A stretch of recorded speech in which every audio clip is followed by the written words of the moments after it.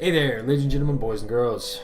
I'm about to read off to you a conversation that I had with one of my friends today, and then I'm going to elaborate on what I think the significance of that conversation is and the significance of its impact on humanity as a whole, just in general, what the conversation was about. The conversation was about mutually assured destruction. I asked him, doesn't it bother you that it's always war, hate, and competition, etc., amongst people and groups of people? He said to me, that's just how it is. And I said to him, but it doesn't have to be that way. To which he replied, when there are multiple ethnic groups, yeah, it does. If they're living together, it does. And I asked him, why do you think that why do you believe that? Why do you think that it has to be that way? He said, that's because multiculturalism just doesn't work. If every culture had its own island, then yeah, we could live in peace, but multiculturalism just doesn't work. I said to him, but doesn't it come down to individual decisions as to whether or not one gets along with others? And he said, every race except European races think in terms of racial progression. White people have implemented so much technological advancement in the world, and their achievements are palpable and quite literally have built modern civilization through their renaissance and revolutions. With all these things established, you have been programmed by the society that you live in to be apologetic to those who would use your want to help others in a way that promotes their well-being. This is why Hispanic families often love white spouses to their kids. White people are viewed as more successful and more forgiving, easier to take advantage of.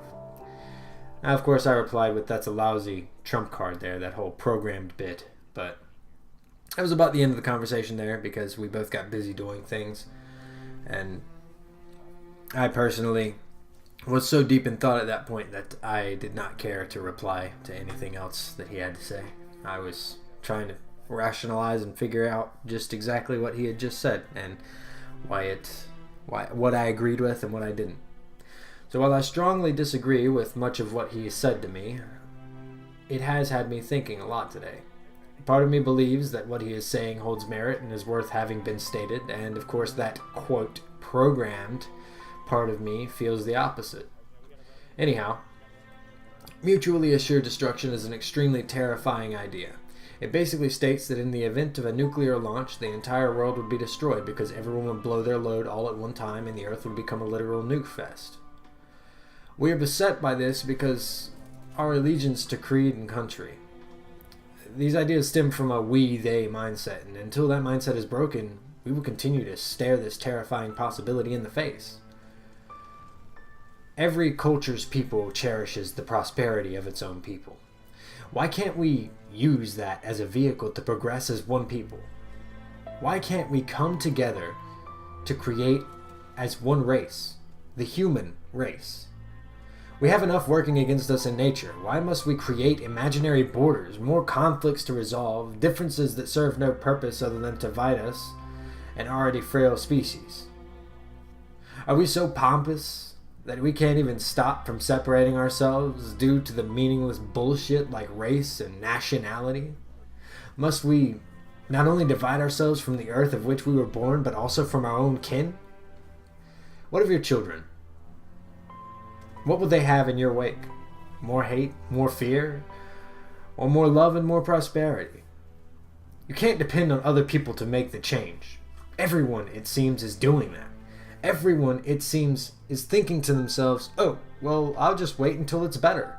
It'll get better one day. Someday I'll be able to truly express my love for life and my ideas, and I'll be able to be happy and helpful. This lifestyle that we're leading is not sustainable.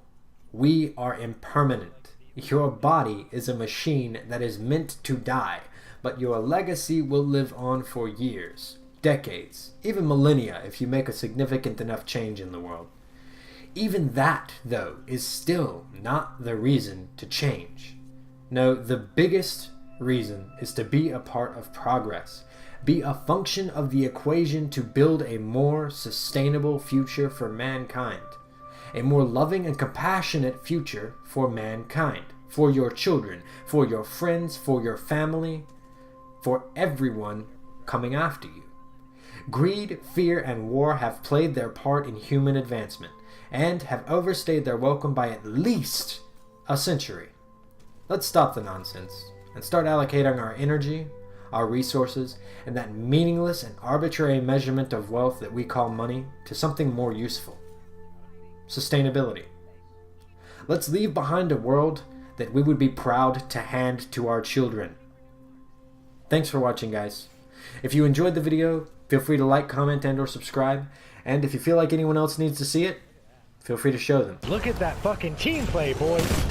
Channel update. Hope for daily uploads, but expect at least 2 to 3 videos a week. My goal is to get at least something up every single day, whether it be a short little commentary like this or something with more production value into it. Every Thursday I do intend to continue putting up the My Thoughts series, and those of course will have high production value. I'll spend 6-7 hours working on those every single time. I mean, I sit down and work on those for an entire day at a time sometimes, but so expect those every Thursday. That's a guarantee, pretty much. I mean, I'll have one of those up a week at least. Just let me know what you guys want to see. Let me know what you guys are enjoying, what you guys don't enjoy about my channel, so that I can change that and keep reflecting on my content in a way that allows you to improve your life and the lives of those around you. Take it easy, guys. Thanks for watching. Peace. Hey, Chell, do you have return on your battery? Yeah.